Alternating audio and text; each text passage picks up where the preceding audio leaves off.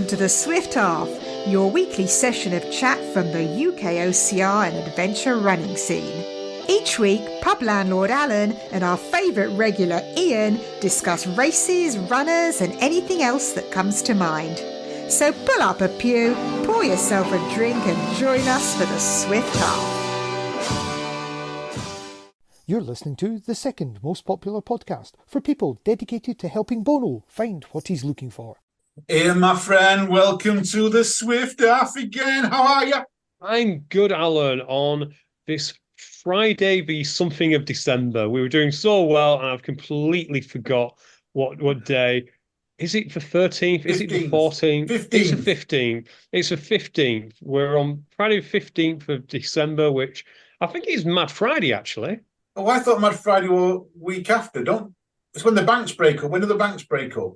Well, based on my interactions with them, I don't think they've been working since November. So if that's what you're basing it on, Alan, no chance. And I think, as you found out, solicitors broke up in mid-November. Solicitors are the bane of my existence at this moment in time, Ian. More on all that at a later date. But yes, nothing untoward, by the way, boys and girls. I'm not being arrested or anything. I'm just trying to buy a house. Yeah, they are the bane of my life at this moment in time. You might get arrested based on this, but at the moment, there's nothing out for your arrest. So we're okay. We don't need to petition for a new horse quite yet. No, not yet. No. I think if I did get arrested, could I do it from inside? Because they get PlayStations and Xboxes and stuff like that. So surely I could do it from inside anyway. Maybe, but you probably only get 1 hour's worth of screen time. So we'd have to make it a 15-minute episode, giving you 45 minutes to edit. Yeah, that's about right. Oh, that's about right. And we've got a guest today, Ian. We do. Would you like to welcome them to the pub? Megan, welcome to the Swift Half. How are you? Hi, I'm good, thank you. Thanks for having me. How are you guys? Well, I'm half left, Ian's half right, as you look at the screen, so we're all okay. Good. Fresh back from your jollies? Yeah. It's been a long time since I've been back in the UK, and it's cold, and I'm sad about it. When did you leave? I left on maybe like the 15th of October, because I went to Malaga first to do loads of training there at Mike's gym. Oh, wow. What does Megan breaking up on the 15th of October mean, Alan? It's not Mad Friday. What is that? Chufty Thursday, maybe? What an holiday. That's like October. Yeah, I mean, I was working though. I was still working because it's only 1 hour time difference, isn't it? So work were very nice. And they were like, yes, you can work from Spain. It's fine. So, yeah, it was good. Oh, I could work from Spain. Yeah, It was great. Would recommend. 12 out of 10. Yeah. Alan, most of your clients, well, they don't work, but they might live half the time in Spain. Yeah, Magaluf is where they tend to spend most of their time. We are kidding. Alan's clients are. Alan deals with some. You all know he's in the civil service, and he does deal with some nice people who are quite high up. So it was just a joke, listener. Don't cancel Alan or me or anything like that. And that was for our good friend Milton Muscle, who was saying, Alan, that he's playing the bingo game. Do you remember that bingo game we used to play that Mike Nolan did? Oh, I don't know, but this is the best one ever, because you sent me a link to this where you copied and pasted what he's done, and the amount of times that you have to apologise. And is it a drink for everyone every time you apologise? Yeah, I believe he's now in a alcohol coma. It's a shame, but we've lost another listener, I'm afraid, because he took a shot every time I apologised, and he was done by 20 minutes in. It's the way it goes. Speaking of shots for Alan, what are you drinking? Oh, I'm back on the beer, but non-alcoholic this time, Ian, and I am on. Shall I tell the story how I got them first? Do you want to read about the story I got them? I've checked the notes. There's hardly anything there. Carry on. It just spreads it out a little bit longer. There's a new cash and carry opened up near us. It's called Ward's Cash and Carry, and I was doing nothing Sunday afternoon, I think it was, I've been and dropped some cards off to the family. Driving back, and I went, oh, was cash and carry, new cash and carry. Let's go and have a look. Walked in there, non-alcoholic beer, 50 pence a can. So I am on Piston Head tonight. Piston Head, zero alcohol, and it is zero alcohol, so it's not 0.0 something. It's actually zero alcohol, and it's proper good, Ian. It is seriously good. What's the name? Is it just Piston Head Zero, or is it like Flat Tire or something? No, Piston Head Custom Lager. That's all it says. Looks like a knockoff, if I'm honest. I'm sure they did Flat Tire, Alan. And what's hilarious is you've got the screen blurred, so Paul Megan's trying to figure out what it is. And oh yeah, there we go. I just get used to it. I just presume he knows what he's doing because he hasn't worked out how to use the blur yet. Anyway, no. Alan, carry on. So yeah, so I've got about 20 cans, £10 for 20 cans here, the bargain. Best bargain of the month, and it's still in date. Yes, I just had to check that it is still in date. Speaking of in date, I'm sure I have still got some of that Tough Mudder beer in the fridge. I think my stash lasted longer than the company. You know, Sorbia? Yes. My stash lasted longer than the company. I'm kind of proud of that. I might eBay. Are they still going? Are they actually still going, Sorbia? I have no clue. They probably don't know. They probably still think we sponsor Tough Mudder and wondering why we haven't been invited round. So, Megan, you said earlier on that you'd done one Tough Mudder.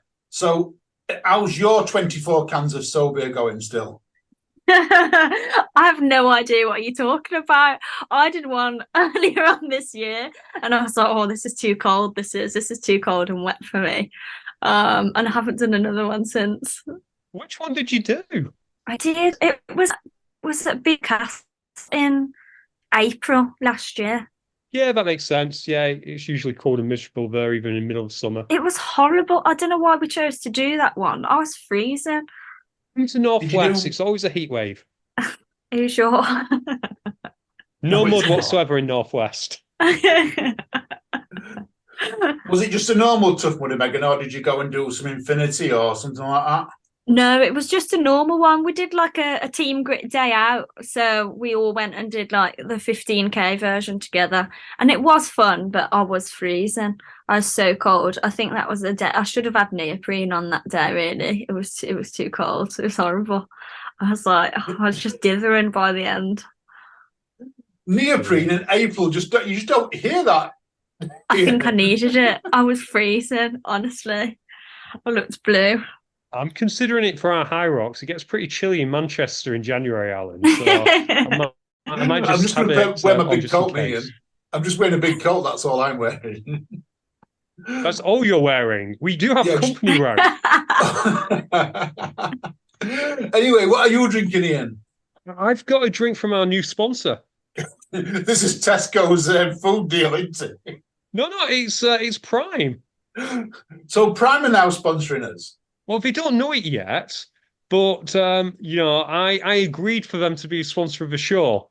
Sadly, they didn't agree, but at least one of us is in agreement. No, it's funny because if you remember, Alan, when it came out, people were selling them for £6 a bottle, £7 a bottle, £8 a bottle. Yeah.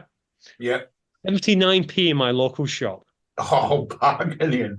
So if you save it now, yeah, how long a date's it got on it? I might check things like that. For all I know, it could be half kitchen sink cleaner by now. Actually, it might have started out like that. It doesn't have a date on it. Honestly, it doesn't have. So then you just need to save it, don't you? And then you can resell it when they go back up in price. Oh, you mean like a drink version of Bitcoin and just as useless? Just as useless. But it is the pink one, which I believe is strawberry and watermelon, and no artificial flavourings, allegedly. But given it's stripping the enamel off my teeth, I don't believe them. What does it taste like? I've never ever tasted Prime, so I'm asking you genuinely, what does it taste like?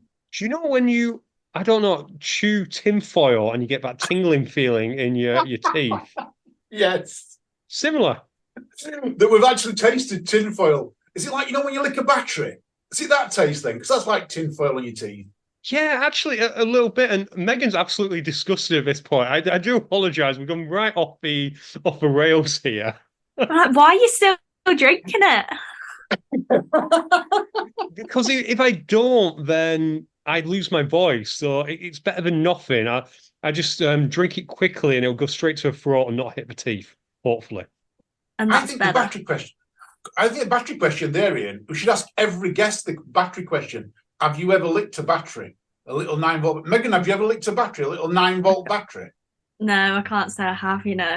Oh, we need to get everyone to do it, Ian, because it's the most funniest thing ever. And this is actually how we get cancelled. Encouraging people to lick batteries. What's next? Fork in the utility? Take a bath with a toaster? What next, Alan? What are you trying to encourage our listeners? Right, I'm going to try and get back on track. Megan, are you drinking anything? What are you drinking? Have you got anything? Do you know, I actually am. I've come to my parents' house for dinner tonight. So my mum has poured me a glass of wine. I'm not entirely sure what it is, but it's white and it's all right. Oh, nice. I like a glass of wine. I'm a red wine fan myself. Oh, yeah. I think, yeah. I don't know what it is. And white doesn't agree with me. It gives me like indigestion personally. Every type of white. Yeah, literally. I've tasted quite a lot of wine in my time. You know, I mean, I'm getting on a bit now and that. But yeah, white wine. And once I've had 2 bottles of it, I get indigestion. Hey, Alan, I will point out that you have to pay more than £2.50 for a bottle, and it won't give you indigestion. I'm not wine shaming. Was it Thunderbird wine? You're not quite as old as me, are you? But Thunderbird wine when I was a kid from the shop, £2.50 a bottle. No, did that make you feel like you're on strings? Yeah, you only had the blue and red. Isn't it weird? You know, like I was listening to a comedian today. Was that comedian from down London, Mickey Flanagan, and he was saying that people go take a bottle of wine to a party. Yeah. It's 15% proof. So his missus takes a bottle of wine to a party, 15% proof. If he walked in with a bottle of special brew, people would look at him funny. And I thought, that's about right, isn't it? You know, you take a 15% bottle of wine, it's acceptable. Take a kind of special brew and you get looked at funny. That is true. I wouldn't take a kind of special brew. And I'm actually really impressed by you, Alan. I was going to mock you because I thought Mickey Flanagan, I didn't think he was from London. I always thought he had a little bit of an Irish accent for whatever reason. But yeah, he was born in Whitechapel, London, which might mean he's Jack the Ripper. Or related. You never know. You never know, do you? You never know at all. And that gets us cancelled. That gets us cancelled. Yeah, he's got lawyers. We're in trouble. Mickey, if you're listening, Megan told us this off camera. Go and go after her. Megan, what's your podcast called so he knows where to direct it? Oh no, you don't want to come after the women. No thanks. Okay. Yeah, that's a bit wrong, actually. We just said he's Jack the Ripper, and then we're sending him after Megan. This is a whole wrong show, Ian. Let's talk some OCR here because I don't know where this is going. Before we get on to OCR, can I just congratulate Megan? I think she's broken a streak of around about 10 to 11 guests that we've had on here. She's actually got alcohol. Yes. Oh, wow. Which is impressive. So well done, Megan. We're impressed because so often the guest either forgets or doesn't bring beer. I think Nolan usually brings beer, but I can't remember what we was drinking last time, so it doesn't count. Yeah, Mike, Nolan, Martin, they normally drink beer, but normally we have tea, water, juice, coffee. Whoa. It's 8:30 on a Wednesday night. No tea. Oh, it's a Friday. It's a Friday morning. It's a Friday morning. It's a Friday morning. Even better. Even better. Right, should we move on to news? Like you said, Alan, this past weekend, believe it or not, and most people don't believe it because we weren't aware, it was the Spartan World Championships in Abu Dhabi. Ooh, in Al Watuba. That's it. What's Al Watuba, Abu Dhabi? Megan, is he pronouncing that right? I have no idea. The guy who was doing like the commentating was American, and he was saying it like 2 different ways anyway. So I think, yeah, open to interpretation. Go wild. Yes, Alan is very much open to interpretation. Absolutely. And subject to taste as well. But Megan, part of the reason you're on here is because you were there. So how long ago did you decide to go to Abu Dhabi to take on Spartan World? Do you know, it was actually such a big goal of the year to finish at Spartan Worlds. I probably planned it like a year in advance, but I only planned to do it this year because this year was my first full season of competitive racing. So just go to Spartan Worlds, why not? But I only planned to go there because I knew the contract was for 3 years, and obviously they'd done 2 already. So I thought that this was going to be the last one. I was like, okay, yeah, let's put it in the calendar. Let's go do a race in the desert. And now they've extended it for another 3 years. So feels a bit like I went a bit prematurely, to be fair, but oh well. I think that's fair enough. What you can say though is it's only the first 3 years that count. You know, the next 3 years don't really count because they're, I don't know, the second series of the Spartan World Championships.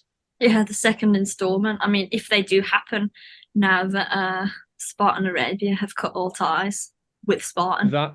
That's true. Thankfully, this is in UAE, which is slightly different, but it would be interesting to see whether there is any, I don't know, discussion in that area and any boycotts or anything like that. So Yes.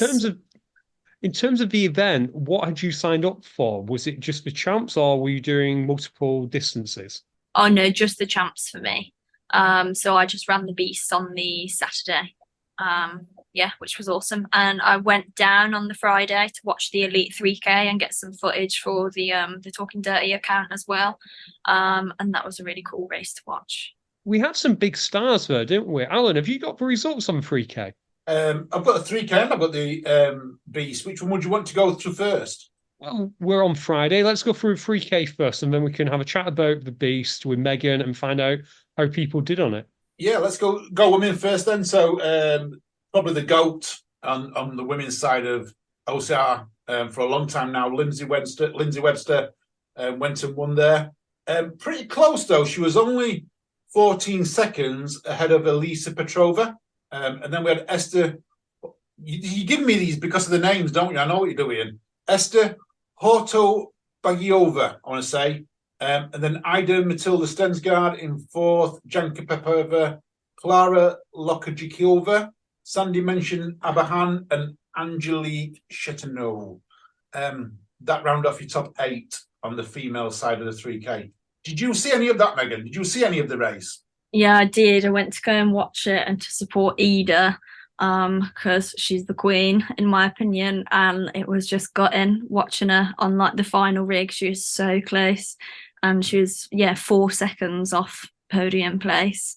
And it was tough to watch, but it was very exciting. Like at one point, 2, 3, and 4 were on the rig at the same time. It was very impressive because the rig was the final. No, it wasn't. It was the rig, and then you had the laser gun, and then it was literally the finish line was about 3 meters away from that. So it was all very close together. But yeah, it was a good race. Is it trying to? Sorry, compared to like watching a normal OCR, because I've talked about this for a while about short courses are going to create more excitement and things like that. I'm not sure whether 3K, and that's why I'm asking you, did the 3K cause the excitement as you get like in 100 meters or a 1K course? Was the excitement there? Yeah, it was, but I think Spartan just sort of format it wrong. So they put it on the Friday, whereas obviously everyone is racing the beast on the Saturday morning. And, the venue, it's not close to the city. It's like a 45-minute drive. So I just don't understand if they want to build like hype around it, why they're putting it on a Friday afternoon when no one's actually at the race site. It just seems silly to build something that's so spectator friendly when you're not going to have that many spectators there. I don't know why they didn't do it on the Saturday afternoon, but I guess it's because of like the open races. But I think it probably needs switching around to build more excitement. And it would have been really good if they had the commentator like on the speakers that were there, because there was like nothing coming through. So obviously you can only see certain parts of the course, which is like the end bit. So whilst it was all going on the other side of the 1K loop, no one had any idea. So you're just waiting for them to sort of come back to the front. Whereas like they could have just put the coverage on the big screens, but they didn't. And this is where I think they miss out on things like this, because if they had a course that was very much like a flower, as in you ran, you came back to a central point, you would get more and more spectators coming to watch it because they want to see the obstacles. Spectators want to watch the obstacles, don't they? We want to see that. How close is it? You know, is it close? Whereas doing a massive loop of whatever it is, where you go out and you come back, that is not what spectators want, unless we've got a big screen and we've got rabbits following them around. Yeah. Alan, I'm thinking, and Megan, answer this. Did they do anything on the Friday? Because for High Rocks, they did like a parade of nations on the Friday, which then got all the athletes there who then would watch the Elite 15. I thought that worked really well. Alan, you were there. We looked it was really cool. Did they do anything like that to encourage people to be there on the Friday? Well, that would make sense, wouldn't it? To have the Parade of Nations open the whole weekend ceremony. But no, they decided to put that on the Saturday evening after the big races had already happened. So you had a opening ceremony after, right? Okay, we're gonna bring back a phrase from the OCR Weekly Show, Alan. Here, that's so Spartan. It's so Spartan.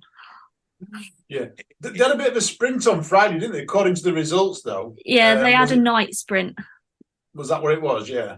Yeah, So, but because of obviously Joe's comments and stuff, the staff told us there that they were expecting a 40 to 50% dropout rate for the weekend. Wow. Yeah, it was big, and it didn't feel super buzzing on the Friday, for sure. What did the Saturday feel super buzzing? I wouldn't say it felt super buzzing. It was obviously a lot better, but I feel like the atmosphere was lacking a little, for sure. Yeah. Compared to, let's say, when they did you go to the Europeans this year in the UK when they were down at Pippingford? That was last year. It was October last year. October last year. Yeah. Did you go? I went to that. There? Yeah. Yeah. So compared to that, what was the most atmospheric? A winter event in the UK or a super sunny event over in United Arab Emirates? Oh, I think they're very different, and I think I would be biased because you walk around Pippingford and you know everyone, don't you? So it all feels way more exciting. Whereas like here, there weren't a lot of Brits at Spartan Worlds this year. There wasn't many of us, so it all felt a bit. Where is everyone? Did it have an international feel at all, though? I know you're in another country, but did it feel like there was a lot of Germans, a lot of French, Americans, Canadians? Yes, I think they said there were, I can't remember how many countries they said were represented, but there were a few Canadians, there were a lot of Spanish, there were a few from the Netherlands, there were quite a few from France, there were some from Germany, a few from Portugal, quite a lot from the Czech Republic, a couple from Slovakia. So it definitely was an international field. And the competitive level was very high in the elites, but it just didn't feel massive. Which is such a shame because, of course, that had been your goal for the entire year to get there. Did you have a feeling that Joe's comments did have an impact in terms of local attendance? You mentioned night sprint became a damp squib, but in terms of the beast, did it feel like you were mostly surrounded by people who'd come a long way, or was it a nice mix of people? Definitely surrounded by people that came from a long way away. Definitely. That's such a shame, Alan. I know. Shall I go some 3K results before we go into the beast and talk about that? Because we didn't give the men's. I didn't give you the men's. Well, I was hoping we'd forget to do that and then we could apologise for it next week. But go on, you caught it. We're not playing the drinking game just for the drinking game's sake, Ian. I'm going to go to the top three. VJ Jones, Pavel Hardinger and Ryan Atkins got third. Leon Colford was fourth, by the way. Good shout for Leon there. Big thing about this 3K though, Ian. Okay, before we're going onto Saturday, 16 men, were invited because it was invite only. I'm right in saying it was invite only, but I'm saying it's invite only, wasn't it? It was, it was invite only. I thought it was. So Invite 16 men / qualification. 16 fellas got invited, but only 8 women or only 8 women turned up. That seems a little bit, I don't know, a little bit heavy on the men's side. No, I think that's the final. I think that's the final results. I think there are more than 8 starting. So why did they only have 8 in the final then? Because we've got 16 men in the final, but 8 women in the final. Yeah, because the field starts off bigger. Right. Okay. So it's actually like a 5K. So you have everyone does one qualifier of a 1K loop, and then they take is it like the top third? The bottom third gets bumped out or something like that. Let's say it's thirds, but the bottom lot gets bumped out. Then you've got the second qualifier. So you all go out and you do a loop of that again. And then they take out the bottom third of that. And so who's left then go into the final. And the final is then 3 laps of the 1K course. But even that, though, feels wrong that we've got 8 and 16 where we should really have the same number in the final. So if you got less starting, if less females started than less men, then you wouldn't take out as many. Because I think, to me, you've got to have a final where there's 15 men and 15 women. I can see that point, but I think Spartan started these rules at the start, which I think was aimed initially, I want to say 50, but Graham, correct me when I'm likely wrong, but this whole idea, you start with 50 or whatever it is, or maybe 30, and you just slowly reduce it. So I guess the issue is if you start with 24 and then you end up with 16, it almost seems pointless just to kick out 3 people. It's almost like in the World Cup. Remember when it was a group of 24, Alan, and 16 got in the last? It was actually harder to not make the qualifiers than it was to leave. So I can see your point, Alan, and I agree. We should kick more men out. Simple as that. Yeah. I mean, 8 men, 8 women. Yeah, to me, even if there was less women started, maybe we need more women who were invited then. Because they will invite the same amount of men as women, I would have thought. So we potentially needed more women to be invited. I guess many might have just dropped out at the last minute. I'm aware of a couple who sadly just couldn't make it over. It's the way it goes. What we should have done is bump Megan up into the elite, of course. Of course. It makes sense to me. So, Megan, because unfortunately they were protecting all these elite athletes from you, and you had to do the beast. How did that go? Yeah, I really enjoyed it. It was very tough. It was really tough. I watched the footage back of the elite race last night, actually, so I could show like my family the course and whatever. And Steve Hammond said that there were 46 dunes that we had to go up, which is very excessive. It felt never-ending. It was a shame that like Ape Hanger was supposed to be there, and then we got to the festival site on Friday and there was just blue tape over where Ape Hanger was on the map. So we were like, oh, so that's not here anymore then. And yeah, on the course it wasn't there, which is a shame because I really like all of like the swingy obstacles. They're my favourite, like all the suspension-based stuff. So yeah, that's where I make up quite a lot of time. And yeah, didn't get much of an opportunity to do that. But what else was? Ape Hanger wasn't there, but what was there? So we had Twister, but I think it was two bits. Yeah, it was 2 bits. It wasn't 3, so it wasn't like typical Champs distance. We had Olympus, that was 6 boards, so that felt quite long. We had monkey bars, but you know how they've been like alternating them in the UK this year. They were flat. I mean, the gap was pretty big, but they were just all one height. And then we had the multi-rig at the end. Was it a genuine multi-rig or was it like a UK multi-rig? What was it? It was a few rings into some monkey bars, and it finished with 3 ropes at the end. So bit of variation in there. Yeah, it's very standard though, isn't it, for OCR in the UK? Oh, well, in fact, it's very standard for OCR in the world at the moment, because we look at everywhere else in the world, their multi-rigs we're going much further now than rings, monkey bars, and ropes, aren't we? You know, we're going to handholds.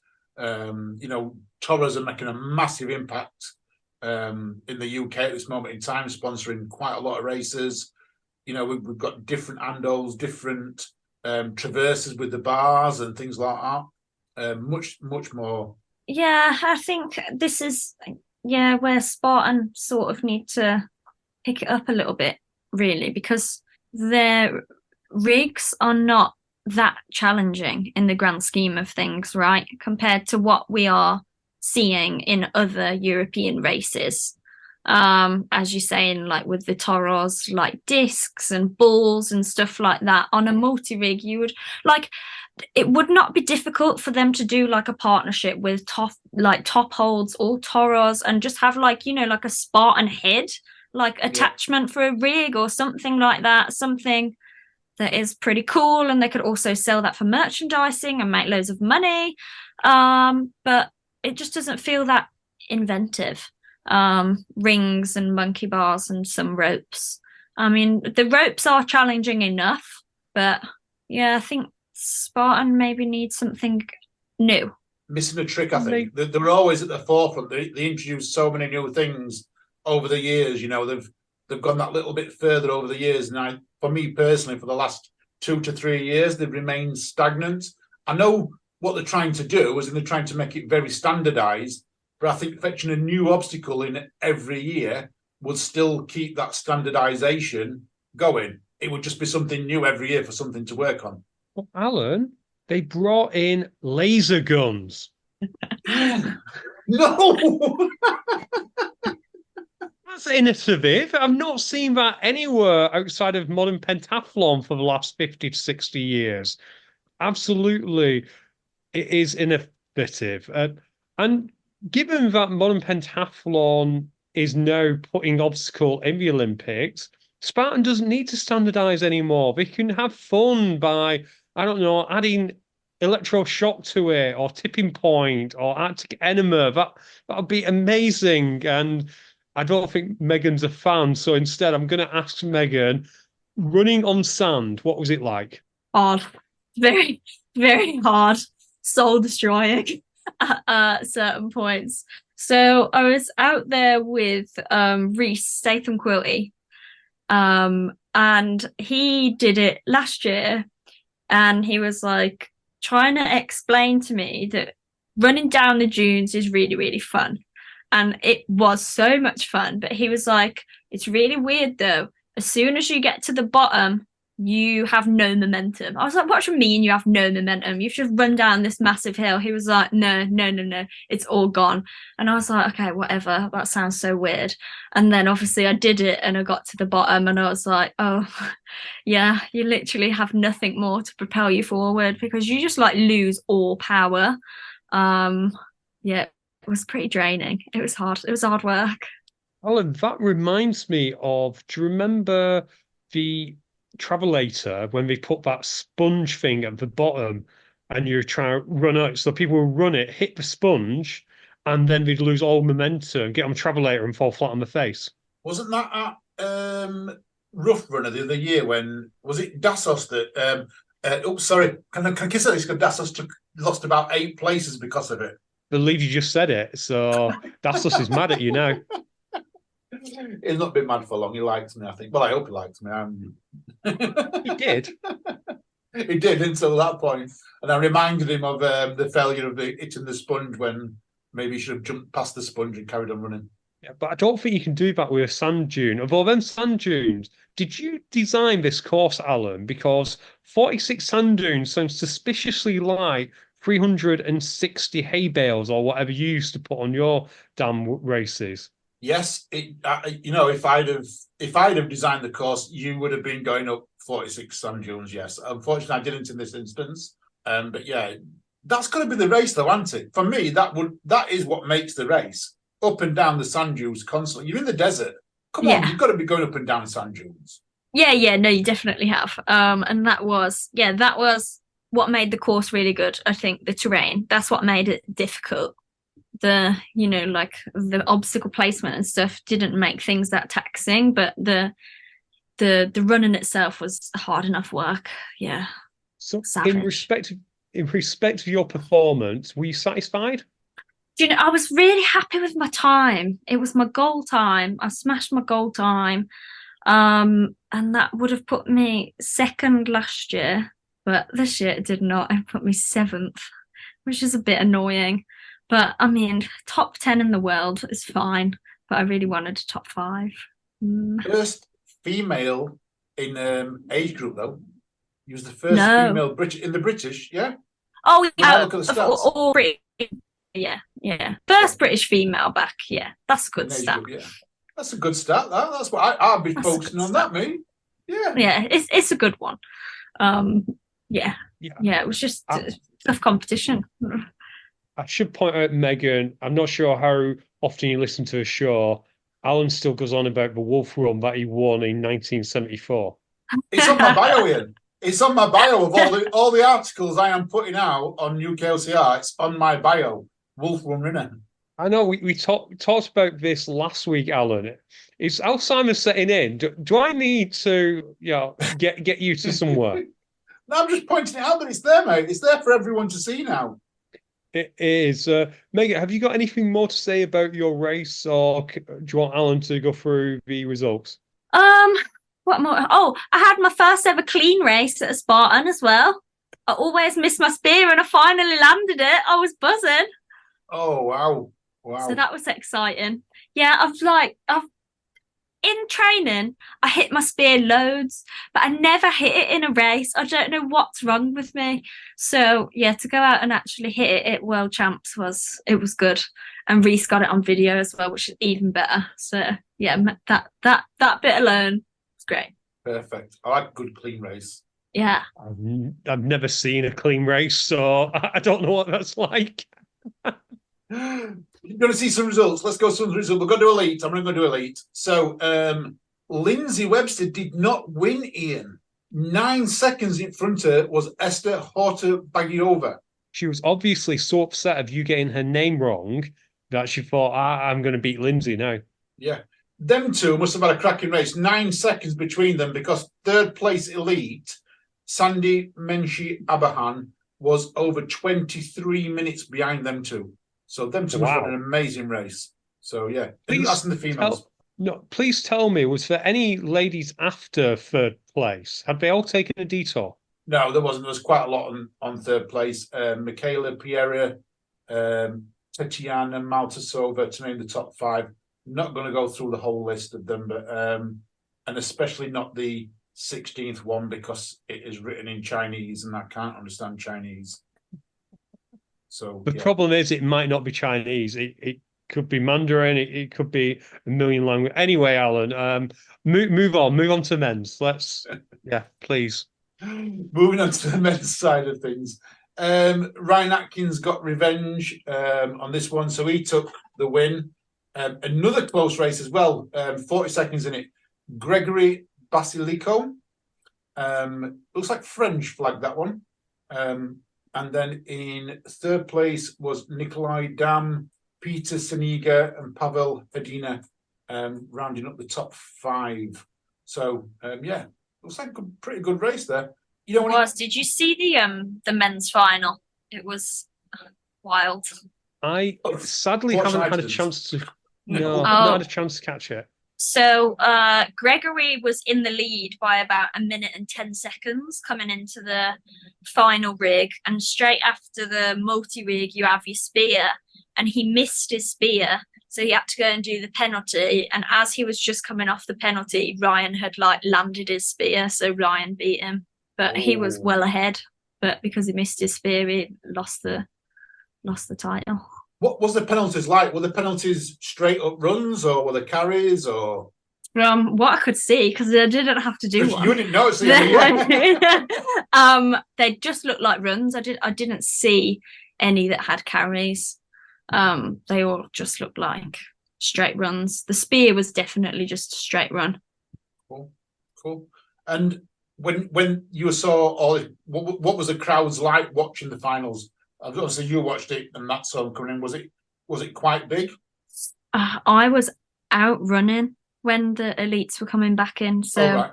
yeah, I don't know. I just watched the YouTube video of it last night. It was good though. Yeah, Megan was being a good guest by actually doing her research, whereas we're being terrible hosts because we didn't yet watch the YouTube. I'll be honest, I like him, but I couldn't put myself through listening to Trailmaster Hammond and to David Watson commentating because it sounds like you might not get this reference, Alan. You probably will. Do you remember playing FIFA football back in the day? Yes. Do you remember how Motti or whoever it was had recorded like 50 lines and they would just be played on autoplay and it would have nothing to do with what was happening on the game. You'd just hear Motti say something. That is a Trailmaster Hammond and a David Watson commentary. They're just saying lines. It has nothing to do with what you're looking at, and it's really frustrating. Yeah, no. I don't. I'm not a big fan of watching them back. I do like to watch them. I either watch them live or I tend not to watch them at all. That's my big thing. Unless it's a documentary. You know, I've watched the Matt B. Davis's one with about World's Toughest Mudder, not from this year, from last year. I've watched it 3 or 4 times because I can go back and I can watch that because it's a documentary that interests me. Whereas when you want to watch a race, I'm one of these people that I like to watch it live. And if I'm not really watching it live, I tend not to watch it at all. That makes sense. I'll watch it when you don't know the results. I can do that. I Yeah. can watch it back when I don't know the results. Megan, before we move on, is there anything we're not covered about Spartan? No, I mean they did have the national team races on Sunday as well. They were like relay format, but otherwise, no, not really. I think that's pretty much wrapped it up. And Joe did make the trip over as well, which surprised me. I didn't think he would be there, but he was. Surprised him too. He wasn't aware. He just got on a plane and suddenly he's in UAE. It's the way it happens. Megan, will you go back? Have you plans to go back anytime in the future? I really don't know. I want like a shorter race season next year. Whereas this year I've raced like every single month with like High Rocks and Spartan and like other OCRs. And I've done a lot of traveling this year. Race tourism, not actual holidays, but it's been really long, so I don't know whether I would go back there next year. It's going to be really interesting as well with the whole like Spartan ranking change, because yeah, that will feed into world champs and stuff as well. I don't know whether it would be a good idea to go next year, like 1 year after doing the same race. Like, is it going to be as exciting to go and run around in the desert again? Don't know. But who knows? It's Spartan anyway. They could change the location before then. Let's see what happens. That's true. I've got a solution for you. Go do World's Toughest Mudder. You'll love it. It's in Orlando, Florida. It's a nice long race. You'll absolutely love it. But Alan, there's another race which I'm not sure it was confirmed this week, but I only noticed it this week, and it's another World Championships. Do you want to tell the listener what we're talking about? So we're talking about Costa Rica. You put it on this note. Says World Champions date's been confirmed as Costa Rica as the 22nd and 25th of August. Yes, which is interesting. So it starts on a Thursday, finishes on the Sunday of 25th. The good news is I believe that's a bank holiday weekend for anyone in the UK. So that does mean less holiday days. But if you're going to Costa Rica, you might want to take a week or more off anyway, but it's one less day you have to take off. Megan, are you tempted by Costa Rica? I am. Costa Rica is one of my big goals for next year. OCREC is going to be my biggest goal in Italy to come back with bands. But yeah, Costa Rica, it's going down. Perfect, Alan. I presume you're not going to be at Costa Rica. No, I'm definitely not going to be at Costa Rica. I'm just checking my dates now, and yeah, no, I'm not going to be there. I've got the weekend after. I've got a little ultra up on Ben Nevis, so yeah, I can't get there and back for my little ultra. Otherwise, I'd sign up. No problems, Ian. No problems. I'd go over there. I will say it's once again a big race sticking it to the little guy. They obviously knew that Overlord is usually bank holiday August weekend, and they wanted to put you out of business, Alan. That's why they've done it. But little did they know you outsmarted them and you'd already rearranged. That exactly, and that is it. I'd already rearranged it to May. I knew it were coming. You see, I knew it were coming, and I moved it. Ian Adamson doesn't listen to me. When I turn around and tell about the dates, these dates don't work. They need to move them. Exactly, Alan. Exactly. While we're talking about World Obstacle, should we clarify something from last week that we were talking about? Basically, I'm trying to figure out the best way of saying this. Alan, sorry, take over because I've completely lost my trail of thought here. So we were talking about FISO joining UIPM, and we're talking about British Pentathlon and British Obstacle Sports potentially merging and all of that. And we got some of it wrong, Ian. I'm going to say we got some of it wrong because we was talking about would the petition be in order to sort of stop British Obstacle Sports? Not stop, no. To have a vote, open vote, yeah, an open vote to either join or not join with British Pentathlon, and that is such not what we want. That's not what was planned or what was agreed. But so we got it wrong. So I got a message from James. So I spoke to James, and I got a message from James about it. I'm gonna read it all out to basically how it is, and put the things right that we put down. So. British Obstacle Sports has no plans to merge with Pentathlon GB at this moment in time. Yeah. There's already mechanisms in place to protect members if this was potentially be recommended by the board, which it currently isn't. That's the big thing. It's not currently recommended by the board because it's not on the table at the moment. However, members would need to vote 75% in favour of the decision, and it would require a change in their articles. So basically, if the board did recommend it, the members would have to vote 75% in favour of that to happen. And that's what we were talking about last week, because we thought potentially that was what's going to happen. However, regarding UIPM, stroke FISO, World Obstacle, whatever they want to call themselves this month, each national federation, would have to vote on the suggested merger.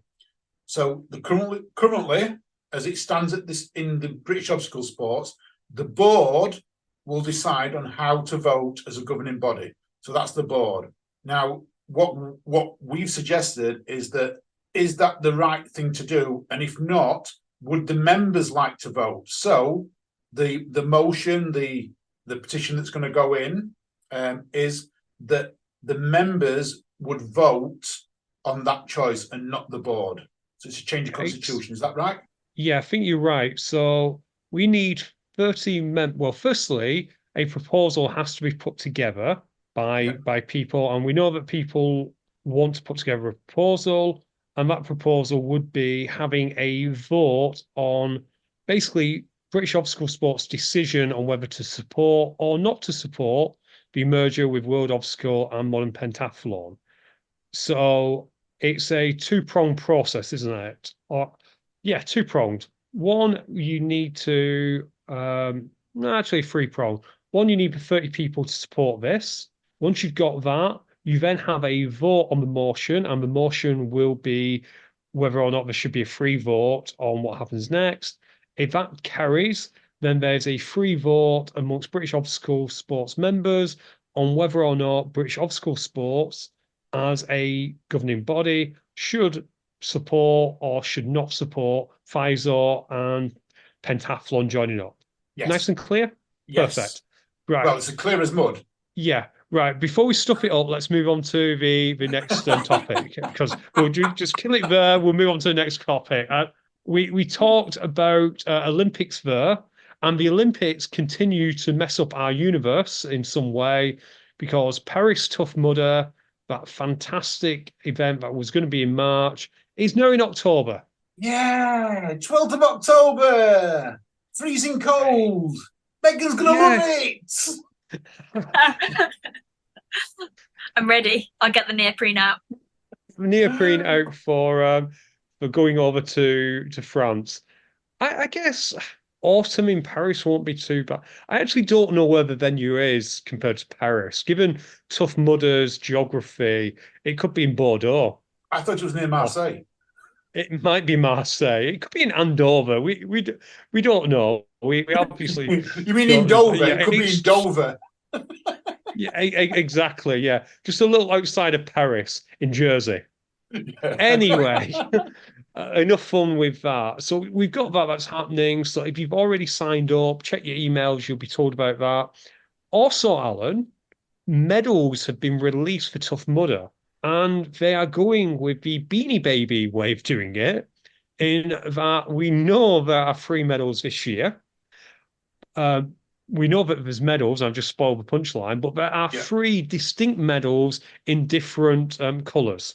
But there's actually 6 medals. So it's 3 medals, but different ribbons. So you're going to, in theory, you can collect 6 medals. You can. I think one is silver, one is gold or bronze or something like that. I presume one is for the 15K course and one is for the you're not doing 15K and we're not sure how far you're gonna run.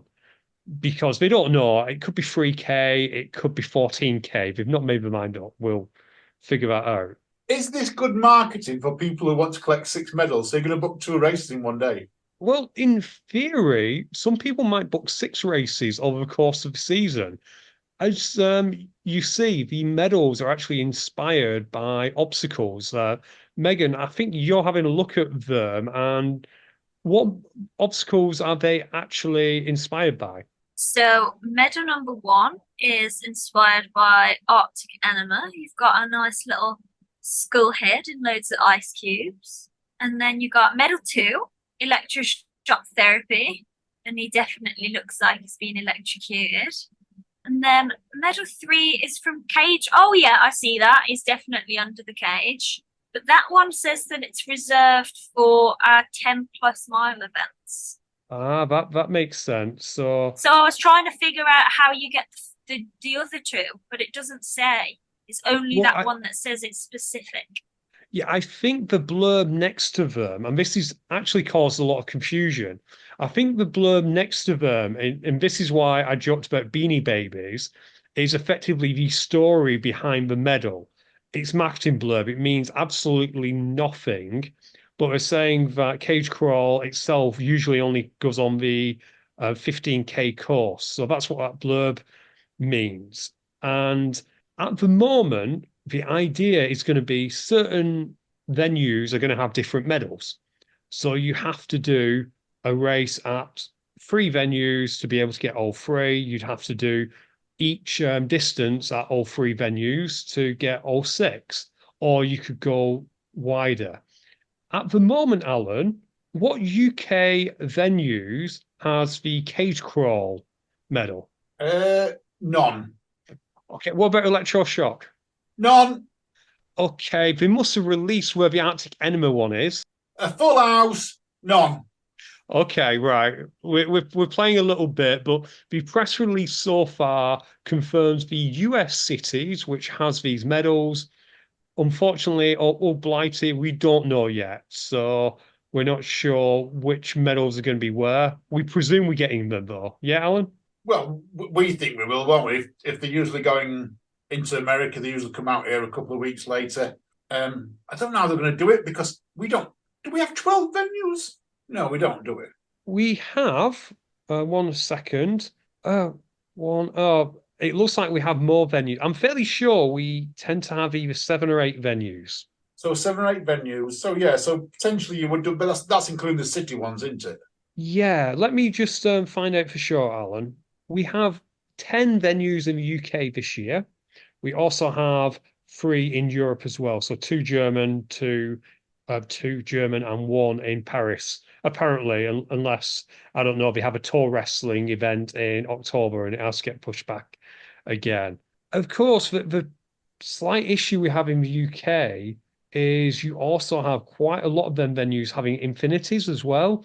So there's a good chance that people might not get the whole amount, if that makes sense. Because out of 10, if you want all 6, you might be pushing it. Yeah. I mean, me personally, I've signed up for Infinities and ETM. So all mine are like long distance ones. This now means that I've got to potentially stop over and run on Sunday as well. Yeah, to collect them all because we all know that these will be up on eBay. So, Alan, you need to collect them all and make us some money for a podcast. That's exactly what I'm thinking of, doing as many laps as I can so I can put them all on eBay. I'm thinking at least £15 each. But then if you do a full set of them, we'll mount them in something. We'll speak to DMS Originals, the medal people, get something to mount them all 6 together. I'm sure that's like £500,000. I'm sure it is too. Absolutely. In actual fact, Alan, let's create an NFT about it as well. Hey, I think we're onto something here, Ian. We're onto something. NFT and a sports drink, and we're done. We're going to be multimillionaires next week, Rodney. This prime's gone to your head. It probably absolutely has. Right. Megan, have you got anything else to add about these medals, or should we move on? No, move on. I mean, they look pretty jazzy though, but yeah, I'm actually a fan of the medal, to be fair, over the headband. You know you can't push them together and create a trifecta, right? They are standalone. Yeah, that's fine. Sorry, Alan. No, I was going to say exactly the same. They don't click together. Oh dear. They might put magnets on them. They might go back to back on a nice magnet thing. They might, but what was hilarious is this year on the Holy Grail, I can't remember if we told this story, they got one of the magnets the wrong way round, so you couldn't put your Infinity one on the Holy Grail because they had either both north or both south sides facing up. So you try and put it on and it will push itself off. That's going to be the best mistake ever. That's so smart. And oh wait, Tough Mudder. Right, we've got a little bit of last minute news. High Rocks, speaking of medals and that, High Rocks has finally sent out their doubling patches. So if you've not received your doubling patch, keep an eye for your postman and he should be delivering it to you soon. I am aware that they are still posting them. So if you haven't received yet, give it maybe a week or 2 before you start emailing them. We had an announcement of a fitness race, Superhuman Games. They're doing an X race, which they did last year at Blaze Castle, Alan, if you remember that. I do. Megan, did you attend Superhuman Games? I know that's the Team Grit speciality. Yeah, they do. They love Superhuman in Team Grit. I haven't, mate. It clashed with something last year, this race. I'm not sure what it was, but I went to the other thing instead. But yeah, Team Grit, they're big fans of Superhuman. They love it. Well, good news. Next year, you're going to get 2 shots at going to the X race, which is their version of fitness race. They'll have their usual one at Blaze. No date's been released for that yet, but Western Supermare. And it's a beach, Megan. And we now know you're an expert at running sand. So that's in May. Yeah, that's not too far from Birmingham either. Western, that's doable in a day. Western Supermare, there shouldn't be 42 sand dunes. Go and get yourself a podium spot over there. So I'll put it in the diary. Absolutely. It's definitely worth looking out for. The other thing, Alan, is I was at Affex this past weekend. It was Fit Fest, which meant Affex Games was there. They also had Strength in Depth, which is a CrossFit competition. I know you're into your CrossFit, Alan, so you knew everyone who was there. Unfortunately, I forgot the amount of people who asked me for your autograph. So I'm very sorry, Alan. I can't fulfill that. So if you ask me for Alan's autograph of the weekend, get in touch. I'll make sure I sort that out. They had the weightlifting champs there as well. They also had the indoor rowing. And what would be super, super cool, and they mentioned they'd love to do this, a 60 meter or an 80 meter OCR at FitFest. Oh, no, that would be cool. That would be cool. So straight up, just what, like obstacle, like the 100 meters, but a proper obstacle course. Obstacle after obstacle. They had the space there. It was at the NEC. They had quite a bit of space there. Probably more grippy obstacles and maybe a few walls. It would be amazing, but I don't know who'd put it on, Alan, because a lot of the good races that we have tend to, their obstacles are fixed. Yeah, very much so. So you'd need a company which was able to build in an arena quite quickly and put it up and then tear it down. But how cool would it be? And what a business opportunity, because you'd have a captive audience there. They had several thousand people going through the doors over the weekend. I think 1,500 did the British indoor rowing. 1,500 people there on concept twos. But isn't that something potentially that British obstacle sports could get involved with? Because they've now got that partnership with Pentathlon GB, and Pentathlon GB have got the obstacles because they're in Bath, and they are only clicked together scaffolding. The triangular scaffolding, it's all clicked together. I'm sure that is something that they could get involved with. I guess they could, but I think they'd probably need a partner, an actual RD, a race company who'd be willing to get involved, because British Obstacle have been very clear that they are a governing body, haven't they? They're not a race company. They will put on a champs, but they'll partner with a race. So if there are any races out there that think, you know what, I could put 10 to 12 obstacles together, like you say, Alan, some scaffolding, something like that, and head over there, because in theory, the amount of traffic and recognition you'd get from a lot of CrossFitters with there, Alan, a lot of people doing affects with there. It's a perfect advert, and I can't imagine it would be too expensive to put on if you have your stuff. Didn't Spartan do NEC running show about just pre-COVID? Just before COVID hit, 2020, didn't they do it then? They did indeed. And yeah, with Spartan, I think they had enough obstacles there that if they had the room, they probably could have put a little course on.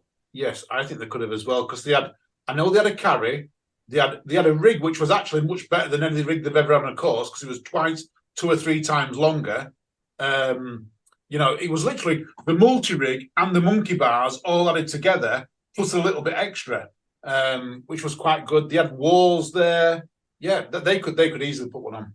They could, but at the moment, no one's agreed to do it. I'm aware that the FitFest guys would absolutely love someone to get in touch and offer to do it next year. So if there is any commercial company out there that wishes to put this on, by all means, get in touch with podcasts. We'll get you talking to the guys at FitFest, and next year, who knows, Alan? You could be doing Affex games one day, the OCR the next. We could get you weightlifting, and we could get you doing some CrossFit stuff. Ian, I'm just tired just thinking about it. Okay, maybe just Affex and the OCR then. But yeah, Megan, what do you think? Would you like to see a short course OCR indoors at the NEC? Oh yeah, if it's at the NEC, totally. It's down the road. But yeah, it's a thing, isn't it? Like trying to get more exposure to people outside of the community, and that would be a great way to do it at something like that. Yeah, that's what I think about a lot. Like obviously trying to develop the women's field. Like, how do I make people that don't do OCR see OCR? How do you do it? And I think like something like that at different events is one of the best ways, because as you say, you've got a captive audience already. You do, and I'm not going to name any races, but let's say I will name one race, but say it was Overlord. It's not going to be Overlord, guys. It absolutely won't, because Alan's farmer's got an exclusive deal and he'd be really upset. But just imagine being able to put your name there and people just walking past it and seeing it. Ian, I was thinking about Overlord while you were doing it. I was thinking what a great idea it was for us. But then logistics for a small company like us would be impossible. It needs to be a slightly bigger company. Although saying that, wonder what Mud 7 are doing now. I wonder if you could do this as a partnership between several companies. See, now that would work, wouldn't it? If you got 7 events all brought an obstacle, then potentially, yeah, you would be able to put it on with the ease. Or even 3 or 4 bringing a couple of obstacles, like you could bring snakes and ladders. Apart from it's attached to a truck. Apart from it's attached to a truck, what could go wrong? You could make it with scaffolding. I love that. One of our best obstacles is attached to a truck. Yeah, you're quite right. We could We'd get a figure it truck into out. the NEC. You can get a truck into the NEC. You could drive it in, Alan. It's There you not go. the getting the truck in, it's the actual driving it down the road with the obstacle attached to the side of it that I'm contemplating is going to be quite difficult. We'd figure it out.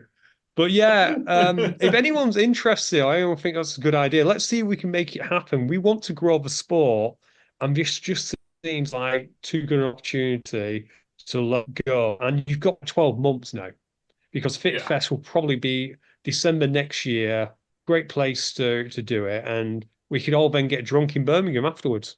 Definitely, and I'll put it on the table now. Overload, if other people want to get involved, Overload would be happy to supply a couple of obstacles. I'm sure we could get a trailer and take a couple of things down and that. Yeah, so we potentially get involved slightly. So yeah, it's in terms of affects, I'm going to do a wrap up on the fitness racing podcast in a few weeks. I'm not sure quite yet, but I'm going to speak to the guy in charge. It was a fun event, Alan. We need to look at doing it next year, but let's get us through High Rocks Manchester first. We'll see if our friendship survives that, and we'll take it from there. Is there anything we've not covered so far?